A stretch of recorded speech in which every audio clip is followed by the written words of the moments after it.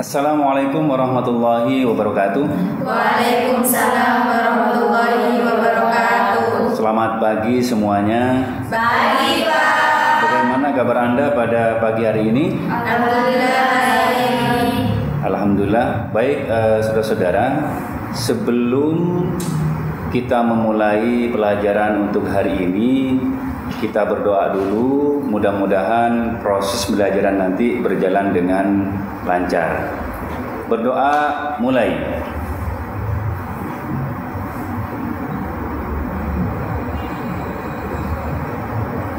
Berdoa selesai. Terima kasih saudara-saudara.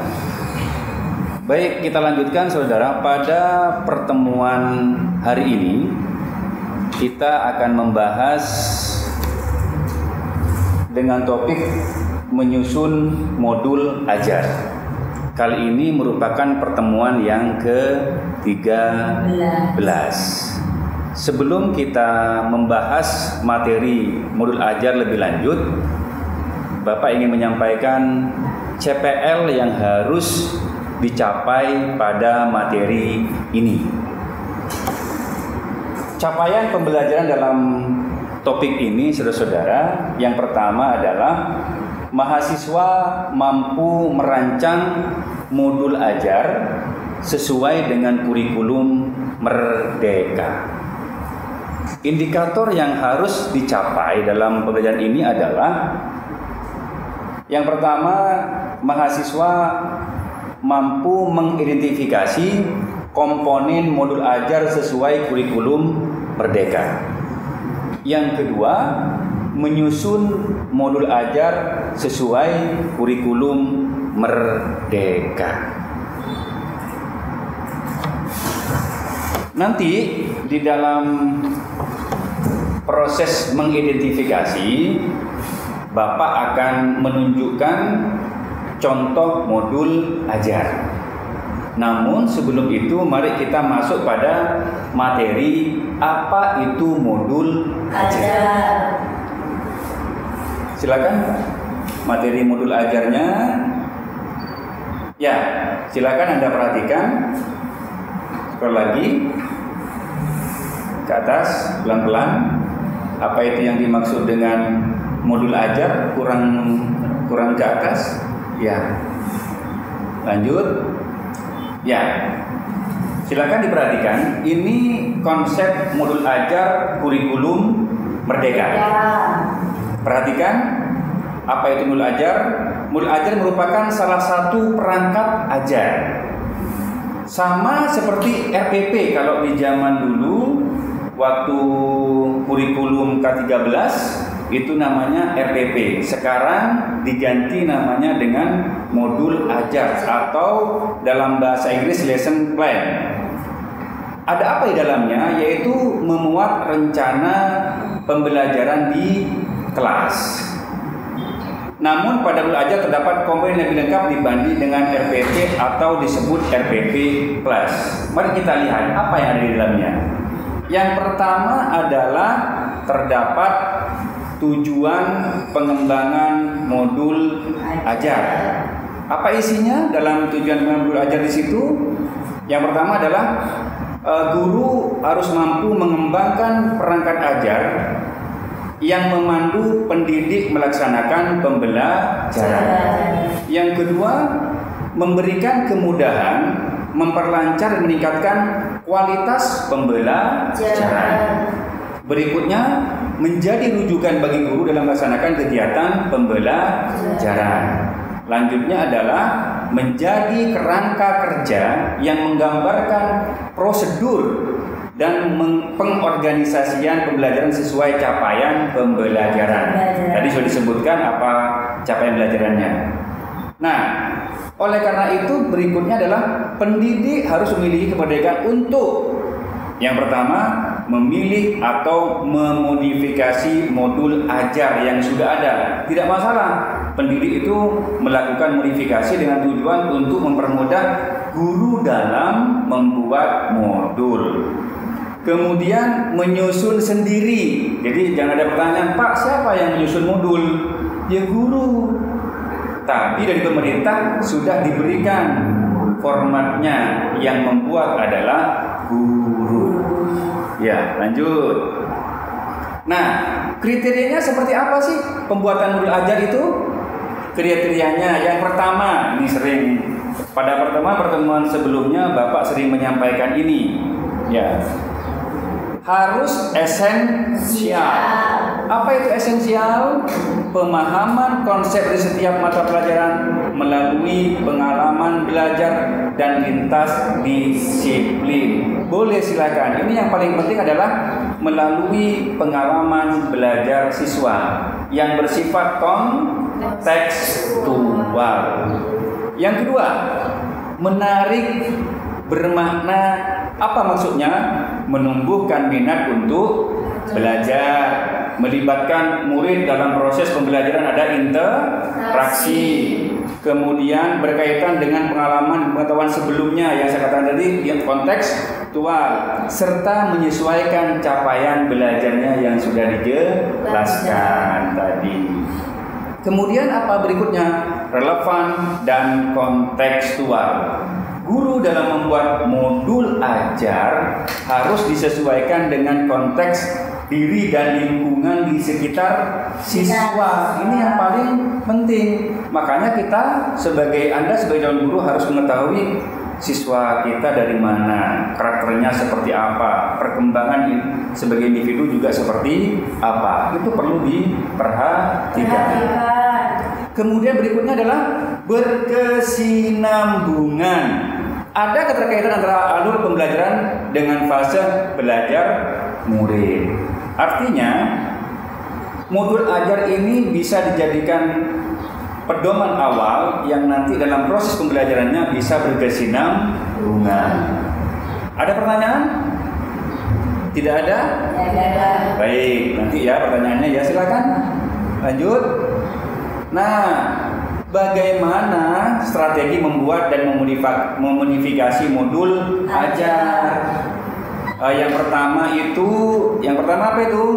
Bisa berkolaborasi dengan rekan guru dengan mata pelajaran yang sama. Misalnya, ini siapa ini?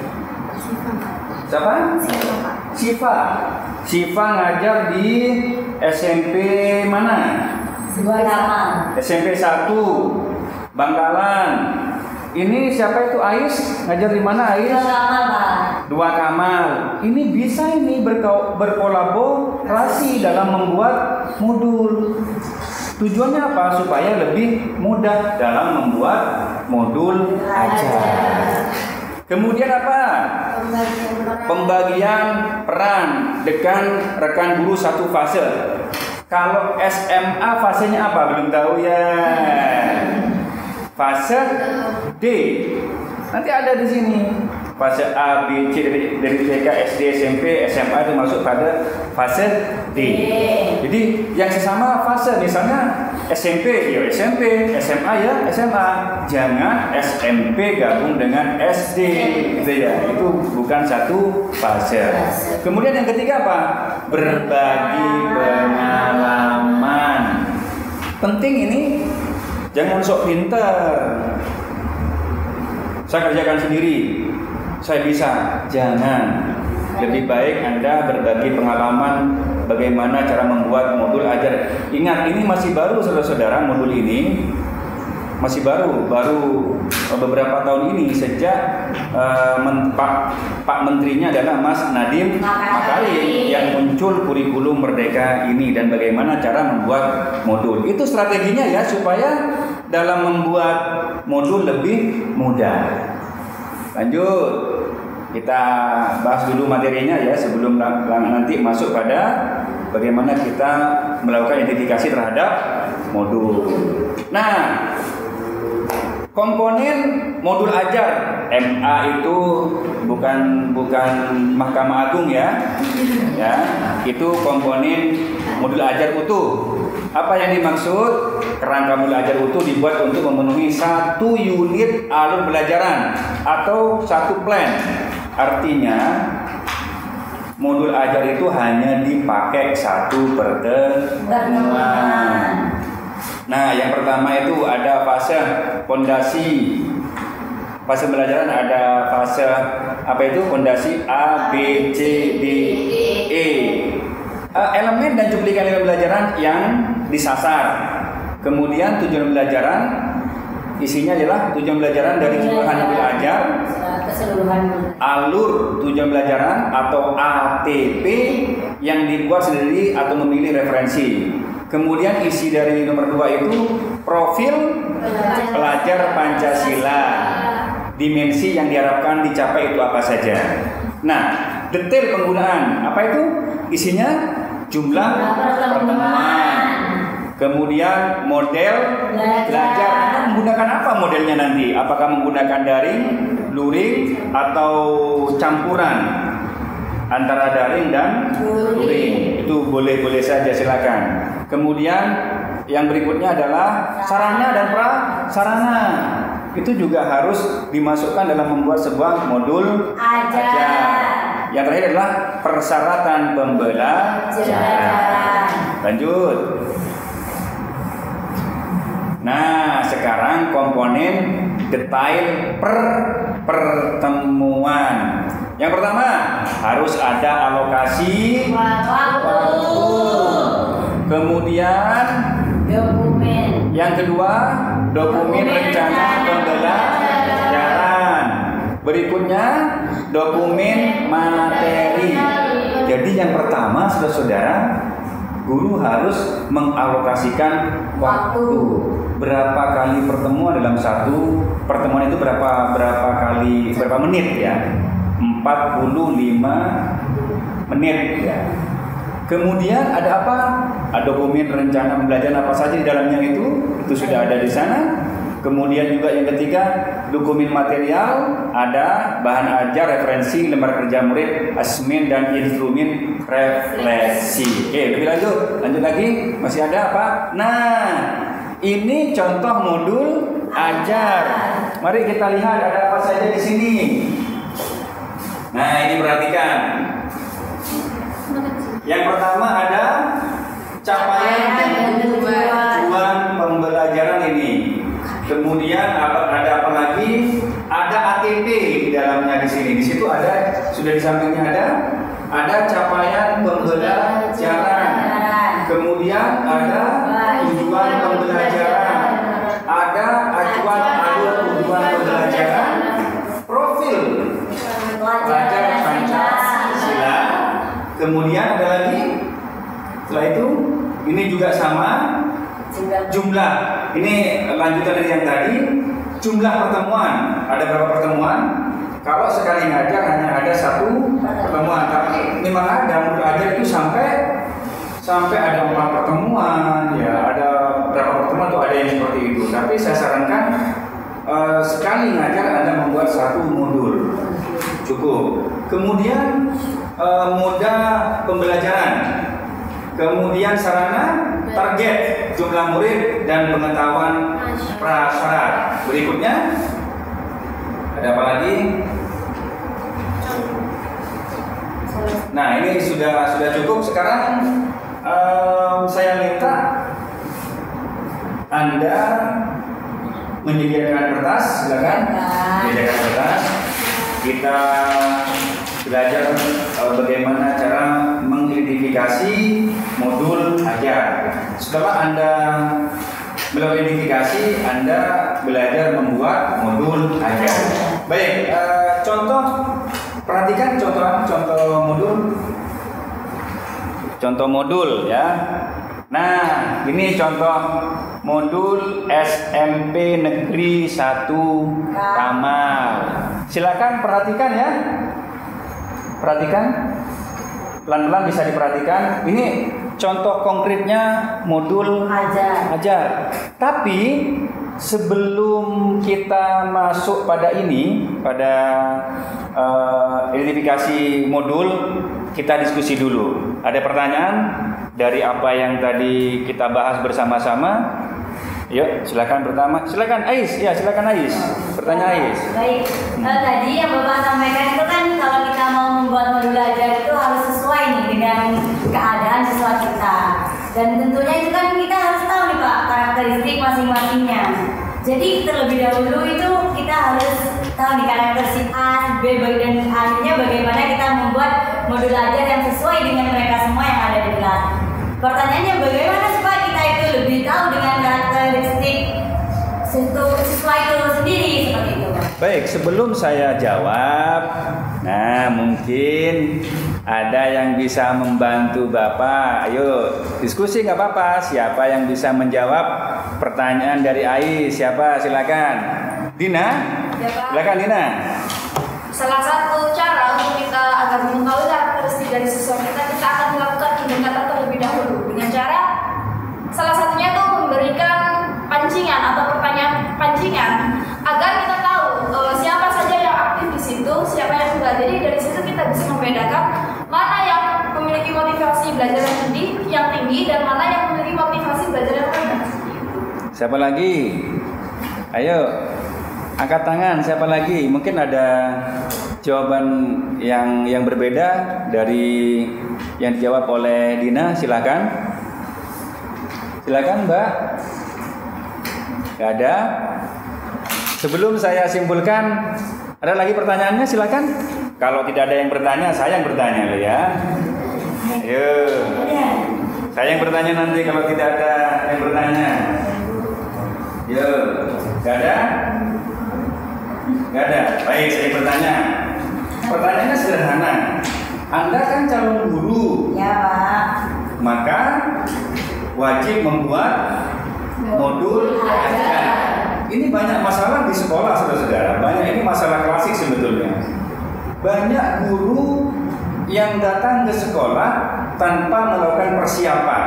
Di antaranya adalah membuat modul ajar. Pertanyaannya adalah bagaimana dampaknya bagi guru dan bagi siswa jika ada guru yang tidak membuat modul ajar?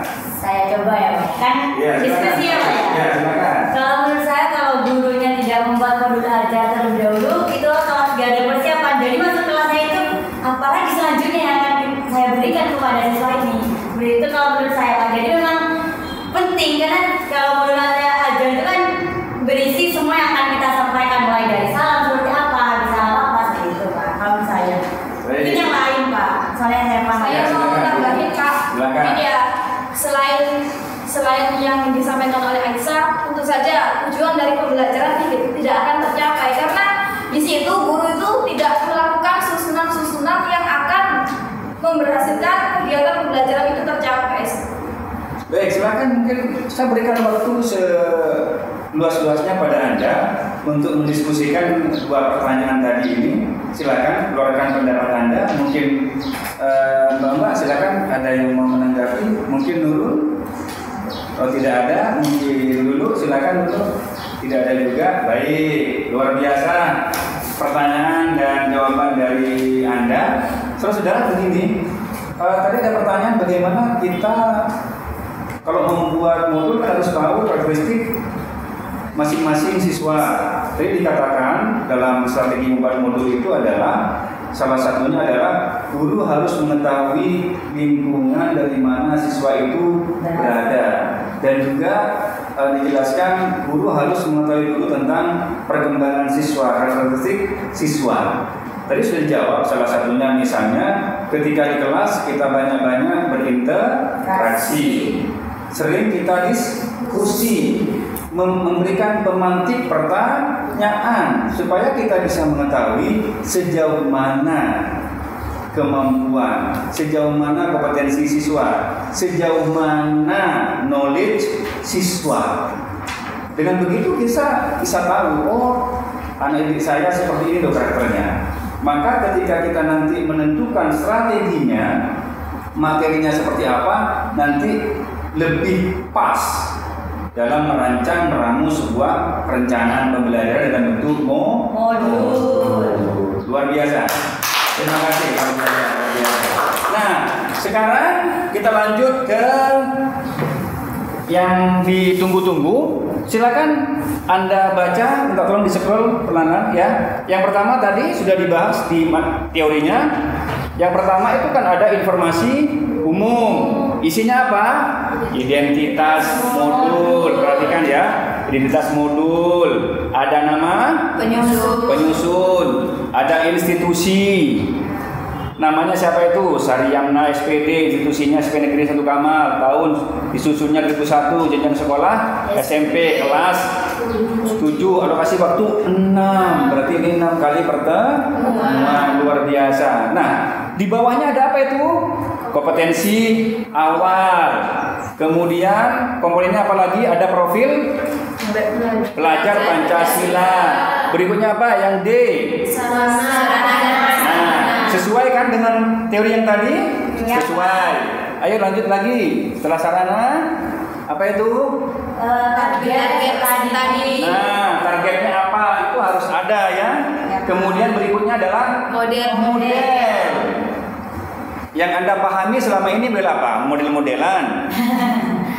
Atau model apa yang Anda pahami selama ini? Model apa? Kalau di sini modelnya itu mana tadi? Ada daring atau blended learning, campuran ya antara daring dan luring. Kemudian apa lagi? Nah, yang B, capaian pembelajaran. Apa di dalamnya? Apa saja capaiannya? Ada tujuan pembelajaran, pemahaman bermakna. Kemudian apa lagi? Lanjut. Nah, pertanyaan pemantik harus ada ini. Seperti yang saya lakukan tadi, itu merupakan salah satu pertanyaan pemantik, persiapan pembelajaran, masuk pada intinya yaitu kegiatan pembelajaran.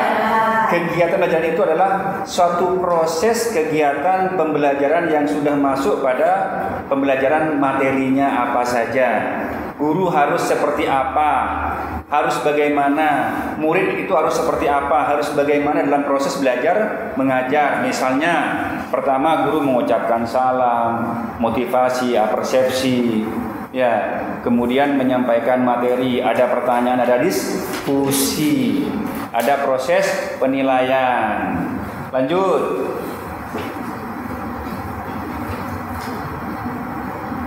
Lebih cepat. Ini masih banyak ini ternyata. Mungkin langsung pada ya ini banyak pertemuannya ini ternyata. Baik, kalau begitu Anda sudah tahu kan komponen-komponen yang ada dalam modul ajar. Nah, tugas Anda sekarang membuat modul ajar. Silakan buat modul ajarnya. Silakan dibuat. Pak, kan ini saya ada contoh. Kalau yang di HP gak perlu tulis tangan gimana? Boleh, nggak apa-apa. Silakan. Dan pelan nggak apa-apa, dikerjakan.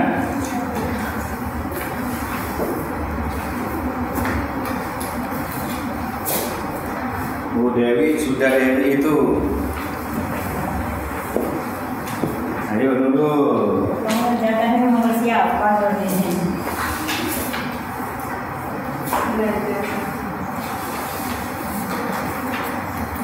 Jangan lupa ya komponennya tadi dari A, B, C sampai C sampai asesmen, mungkin juga nanti sampai D itu apa ya? Lampiran-lampiran, silakan diperhatikan. Jangan lupa alokasi waktunya harus disesuaikan, ada berapa menit dalam satu pertemuan. Jangan lupa juga metode atau model yang Anda gunakan disesuaikan ya. Kemudian dalam kegiatan pembelajaran itu harus seperti apa?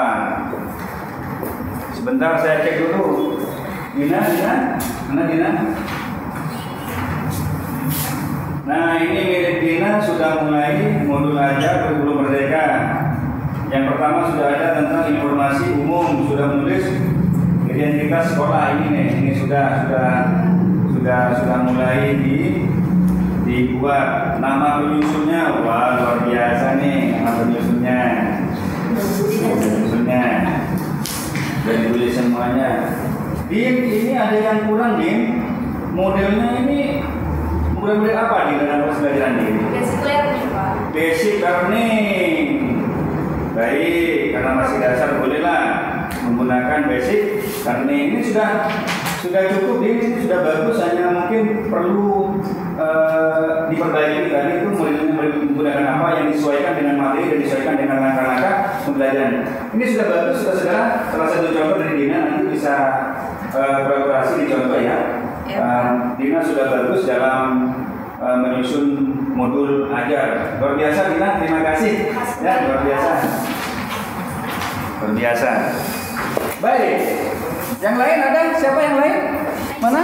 Oh Aisyah, mana Aisyah? Ya, maaf ya. Oh, nggak apa-apa. Nah. Amin Pak. Ya.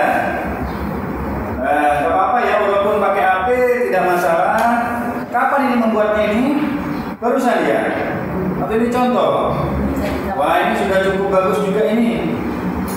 Sudah cukup bagus ini dari hasil tadi ini. Luar biasa. Makasih Ais. Luar biasa. Terus semangat ya. Baik, ini sudah bagus. Siapa lagi? Tuh siapa? Nurul, mana? Nurul. Nurul di SMP Labeng ya? Iya. Namanya Nurul SMP Labeng. Bentar, saya perhatikan. Ini memang nggak ada media. Langkah-langkahnya Nurul ini mungkin langkah kegiatan perlu diperbaiki ini. Harus lebih banyak melibatkan siswa ya dalam proses pembelajaran. Harus terjadi komunikasi yang aktif antara siswa dan guru, siswa dan siswa. Ini ada yang kurang boleh diperbaiki ya. Tapi secara keseluruhan ini sudah bagus ini. Luar biasa Nurul, terima kasih. Bagus ini. Bagus. Alhamdulillah, berarti semuanya sudah paham ya? Paham. Sudah paham proses pembelajaran ini.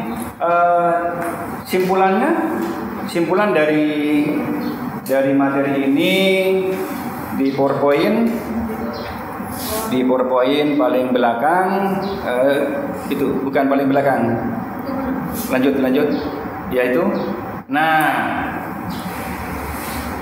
saudara, simpulan dari materi hari ini yang tadi pertama adalah mengidentifikasi komponen dalam modul ajar sudah Anda lakukan barusan ya, dan Anda sudah paham semuanya.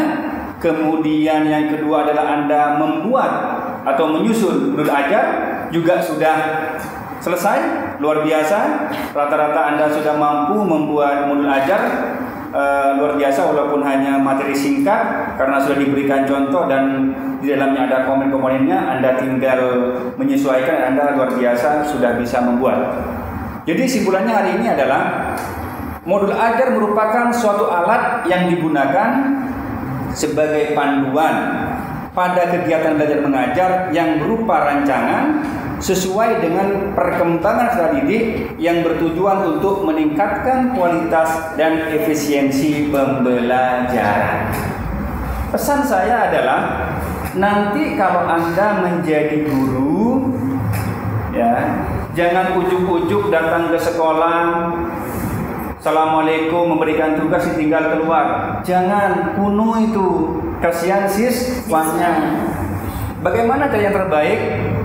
Sebelum datang ke sekolah, pada saat Anda di rumah, mulailah dengan membuat modul ajar, membuat rancangan aktivitas selama di sekolah, supaya dalam proses belajar mengajar di kelas nanti tidak bingung, bisa terarah, bisa tercapai tujuan pembelajaran. Baik, saudara-saudara, sampai di sini perjumpaan kita pada pagi hari ini. Terima kasih atas perhatian Anda pada pagi hari ini. Tetap semangat semuanya, dan saya akhiri, assalamualaikum warahmatullahi wabarakatuh. Waalaikumsalam.